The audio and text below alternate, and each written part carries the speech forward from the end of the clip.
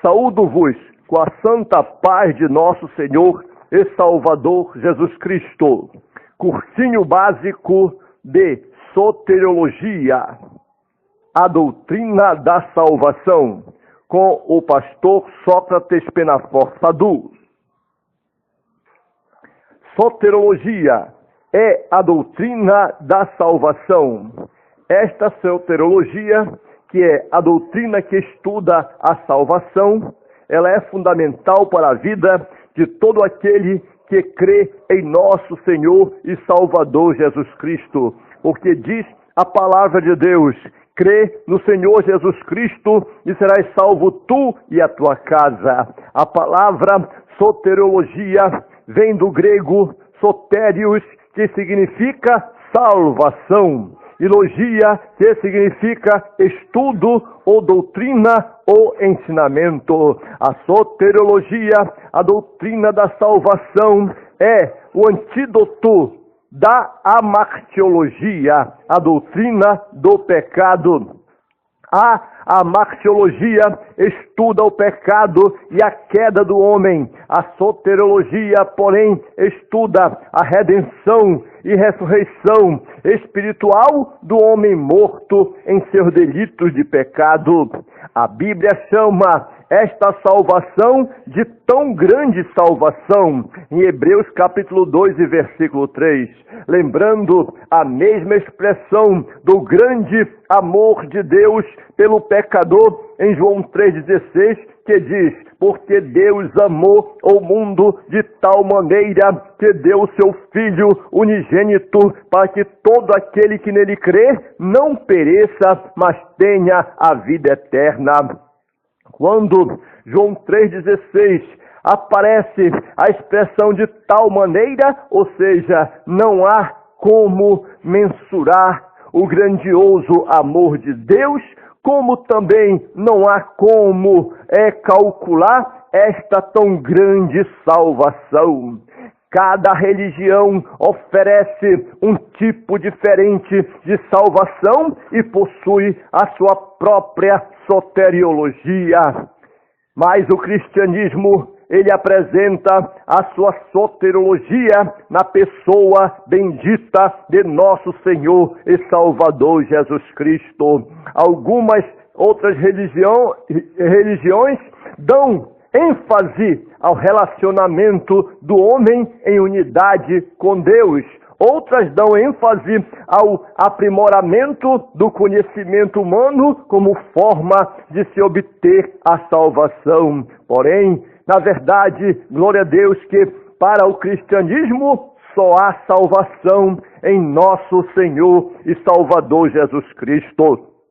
O próprio nome Jesus já significa salvação, e em nenhum outro há salvação, porque também embaixo do céu, na terra, não há outro nome dado entre os homens pelo qual devamos ser salvos, somente o nome de nosso Senhor e Salvador Jesus Cristo. A palavra salvação significa livrar-se, escapar, ser tirado de um perigo. Existem basicamente dois tipos de salvação, a saber, a salvação comum e a salvação eterna. Quando se trata da salvação comum, é quando somos salvos de um perigo qualquer, salvos de um acidente, salvos de um assalto, salvos de uma adversidade qualquer. Mas quando se trata da salvação, a salvação é também sinônimo de livramento. Já a salvação eterna é quando aceitamos a Jesus Cristo como nosso único e suficiente Salvador e perseveramos nesta salvação até o fim, para obtermos a vida eterna.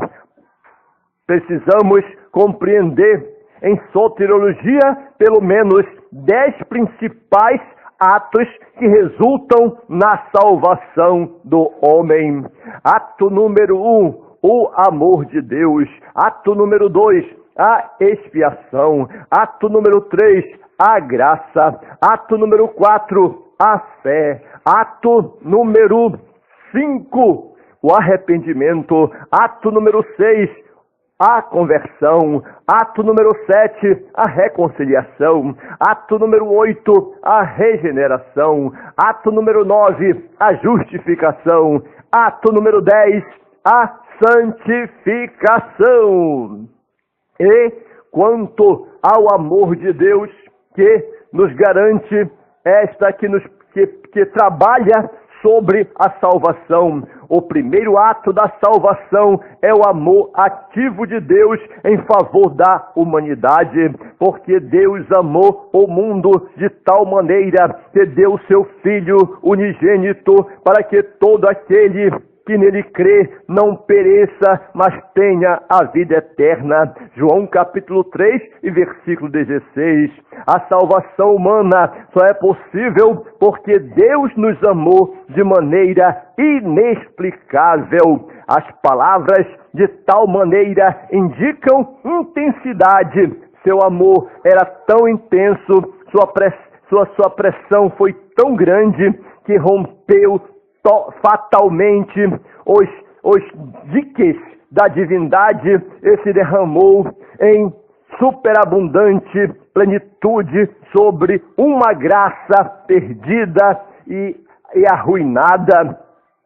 O amor de Deus não ficou resumido a meras palavras.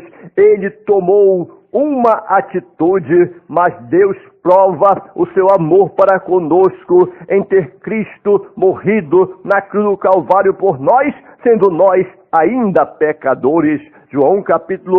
Romanos capítulo 5 e versículo 8. A expiação, o segundo ato da salvação foi a expiação. Sem expiação não poderia haver salvação. A expiação é o meio pelo qual Deus providencia a reparação do pecado humano através de um ato redentor. O amor de Deus o levou a realizar o segundo ato da salvação. Deu o seu Filho unigênito. A alma que pecar, essa morrerá, diz a palavra de Deus, Ezequiel capítulo 18, versículo 4. Essa seria a sentença de toda a humanidade se Deus não houvesse providenciado a expiação do pecado.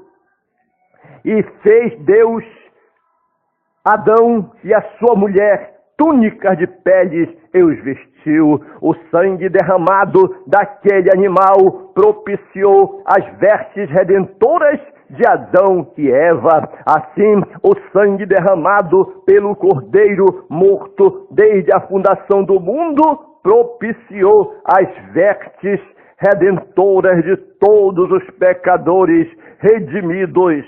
Sem derramamento de sangue não há remissão de pecados. Moisés escreveu que é o sangue que fará expiação pela alma. Sem expiação, nenhuma alma se salvaria. O pecado do homem clama por expiação e reparação da culpa. Isso acontecia por meio da morte vicária de um substituto em lugar do homem na época do Levítico, na época da lei. Portanto, a morte de Jesus Cristo, o Cordeiro de Deus que tira o pecado do mundo, foi, em primeiro lugar, expiatória, segundo lugar, voluntária, terceiro lugar, vicária, quarto lugar, propiciatório, quinto lugar, sacrificial, sexto lugar, substitutiva,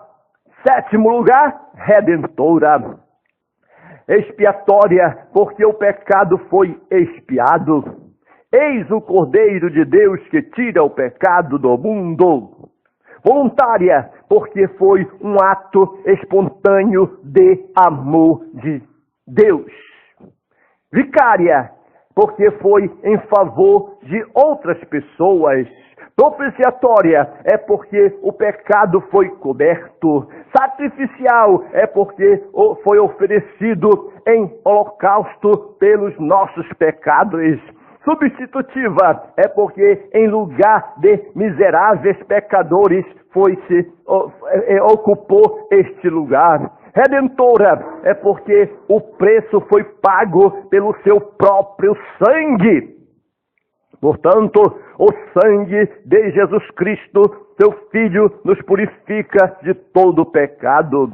A graça, o terceiro ato da salvação é a graça de Deus. A graça é um favor imerecido. A graça conclui qualquer mérito humano. Ela exclui, isto é, qualquer mérito humano. A graça é o ato espontâneo de Deus em favor do pecador. Após amar o mundo de tal maneira e providenciar a redenção humana através da morte expiatória de seu Filho Jesus Cristo, Deus decidiu qual a extensão desta tão grandiosa salvação. Esta graça seria apenas para alguns ou para a humanidade inteira? Qual seria a opção? Então ele respondeu dizendo, para que todo aquele que nele crê não pereça, mas tenha a vida eterna. Então ficou condicional a toda a humanidade. É somente crer e recebe a vitória. Creia e receba a vitória. Creia e alcance a bênção. Creia e cumpra o benefício e receba a sua vitória em nome de Jesus. Não é apenas para alguns, é para todo aquele que crê, porque a graça de Deus se há manifestada, trazendo salvação a todos os homens. Paulo escreveu dizendo, porque pela graça sois salvos por meio da fé, e isso não vem de vós, é dom de Deus. Então, é um dom de Deus, é um privilégio de Deus, é um presente de Deus, é um benefício de Deus estendido para a humanidade. A salvação não é obra dos homens, a salvação é graça de Deus.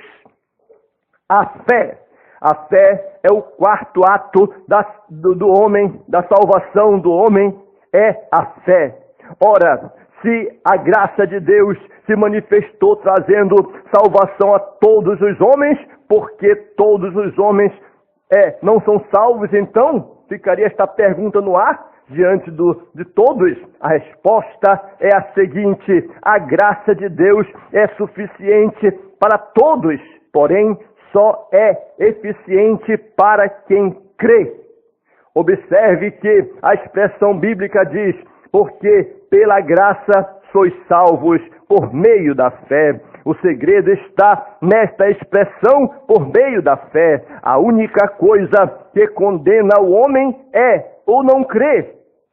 Veja, por exemplo, o que o próprio Jesus afirmou: quem crê e for batizado será salvo, mas quem não crê será condenado. Para que o homem se beneficie da graça divina manifestada a toda a humanidade, é preciso crer no Senhor Jesus Cristo, pois a salvação é pela graça, mediante a fé. E o mesmo apóstolo Paulo ainda afirma na seguinte expressão: se com a tua boca confessares ao Senhor Jesus Cristo e em teu coração creres que Deus o ressuscitou dos mortos, serás salvo, visto que com o coração se crê para a justiça e com a boca se faz confissão para a salvação, conforme está escrito em Romanos capítulo 10, versículo 9 e 10.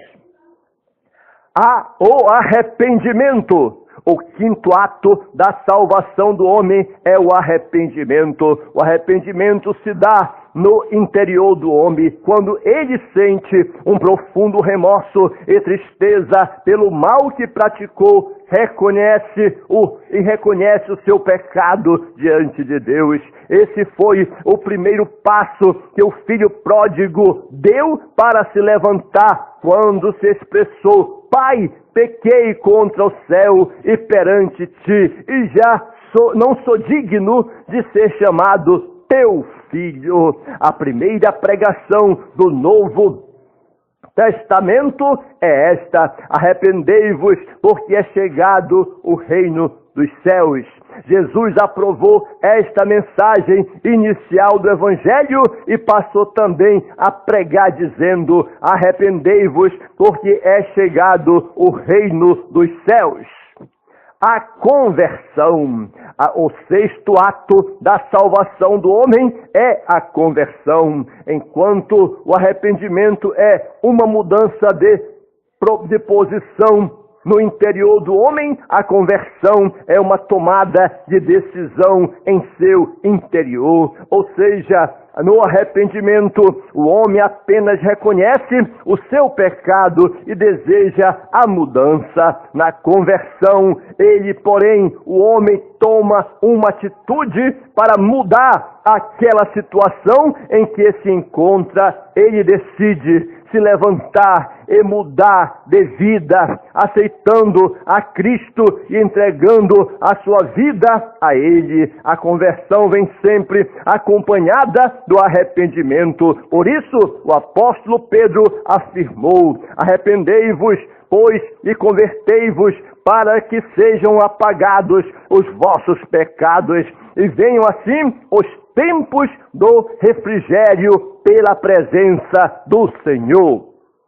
A reconciliação, o sétimo ato da salvação do homem é a reconciliação. Após a sua conversão, acontece a reconciliação do homem com Deus.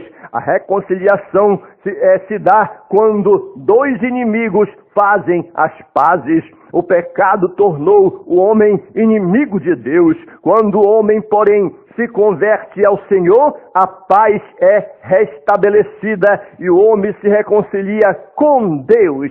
A palavra de Deus nos aconselha dizendo: unite, pois, a Deus e tem paz, e assim te sobrevirá o próprio bem. E Paulo escreve em 2 Coríntios capítulo 5, versículo 18 e 19, e tudo posso naquele, tudo isso provém de Deus, que nos reconciliou consigo mesmo por meio de Jesus Cristo e nos deu o ministério da reconciliação, isto é, Deus estava em Cristo reconciliando consigo o mundo, não lhes imputando os seus pecados, e pôs em nós a palavra da reconciliação. A regeneração. A regeneração é o oitavo ato da salvação do homem. A regeneração é um ato divino pelo qual o homem recebe uma nova vida. É a transformação operada na natureza humana. A regeneração é sinônimo de novo nascimento. Na regeneração, a natureza pecaminosa do homem é transformada e o homem se torna participante da natureza divina. O novo nascimento é a entrada do homem no reino de Deus. Por exemplo, em João capítulo 3 e versículo 3, Jesus disse a Nicodemos: na verdade, te digo que aquele que não nascer de novo não pode ver o reino de Deus. A regeneração é um ato realizado pelo próprio Espírito Santo, não pelas obras de justiça que houvéssemos feito, mas segundo a sua misericórdia nos salvou pela lavagem da regeneração e da renovação do Espírito Santo. O mesmo apóstolo Pedro, ele ainda determina: bendito seja o Deus e Pai de nosso Senhor e Salvador Jesus Cristo, que segundo a sua grande misericórdia nos gerou de novo para uma viva esperança pela ressurreição de Jesus Cristo dentre os mortos. a justificação. O nono ato da salvação do homem é a justificação. A justificação é o ato pelo qual os seres humanos pecadores são judicialmente declarados justos diante do Deus Santo. Esta justificação, porém, é um ato exclusivo da graça de Deus, pela qual se imputa à pessoa que crê em Jesus Cristo. É em Jesus a justiça de Cristo e a declara isenta de culpa diante de Deus. Na justificação, Deus trata o homem arrependido de acordo com o mérito de seu mediador Jesus Cristo, sendo justificados gratuitamente pela sua graça, pela redenção que há em Jesus Cristo. E em 1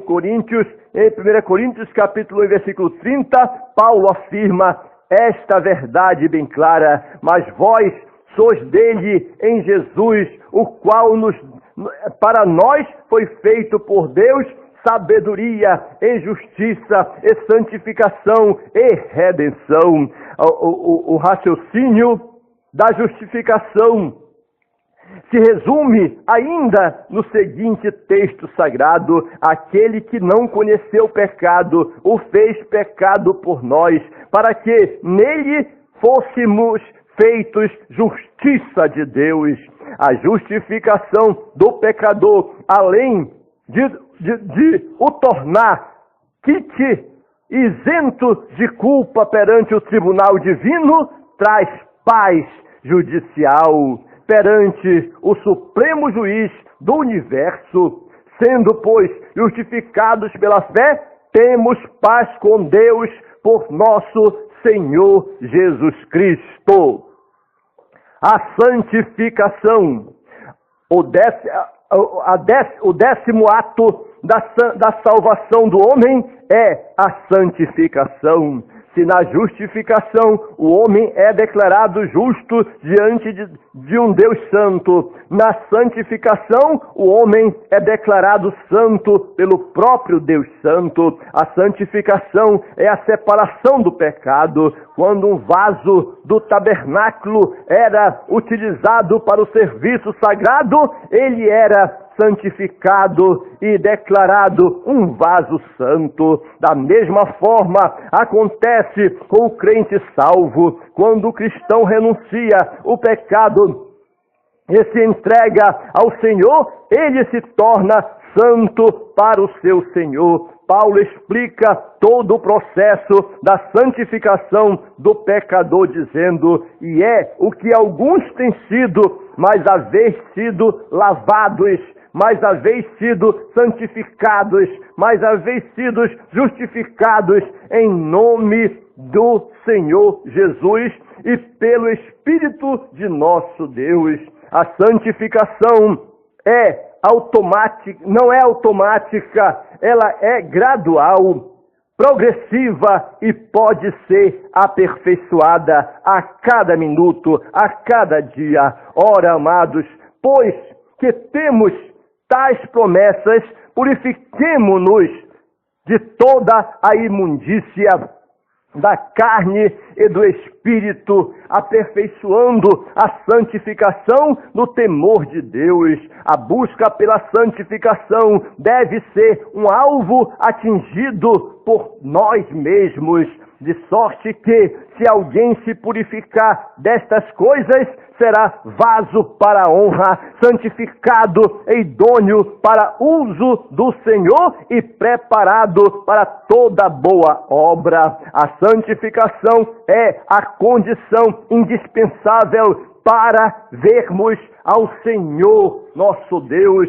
A santificação é o alvo final para alcançarmos a vida eterna. Está escrito em Hebreus capítulo 12, versículo 14: segui a paz com todos e a santificação, sem a qual ninguém verá o Senhor.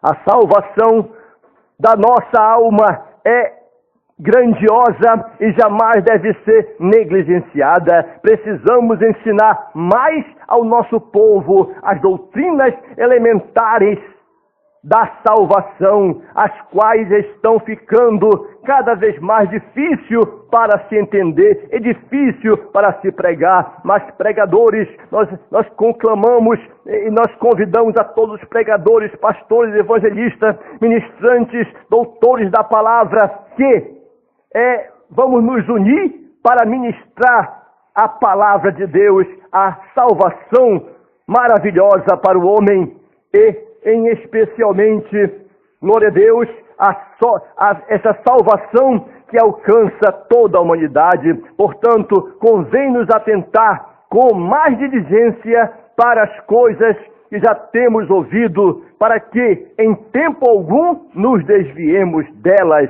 Portanto, crê no Senhor Jesus Cristo e serás salvo tu e a tua casa. Amém.